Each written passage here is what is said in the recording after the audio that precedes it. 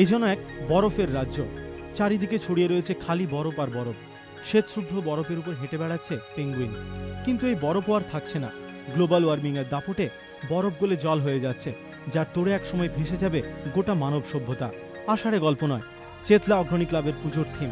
এভাবেই পুজো মণ্ডপ সাজিয়ে মানুষকে সচেতন করতে চান তারা।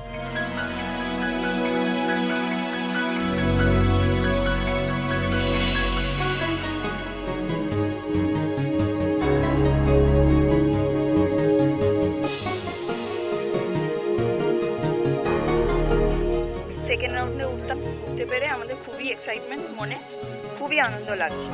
এখন আমাদের যে গ্লোবাল ওয়ার্মিং এর উপরে যে থিমটা, এখানে আপনারা দেখতে পাবেন যে কিভাবে বরফ গলে জল হচ্ছে, পেঙ্গুইন দেখতে পারবেন, এন্টায়ার আর্কটিক লাইফটা দেখতে পারবেন।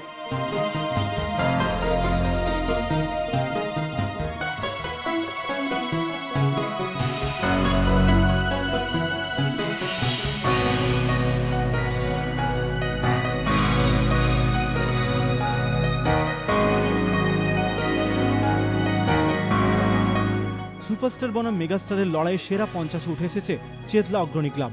এবার লক্ষ্য আরও উঁচু, একেবারে সেরার সেরা। শেষ মুহূর্তে মণ্ডপ তৈরির কাজে চলছে তাই জোর কদমে।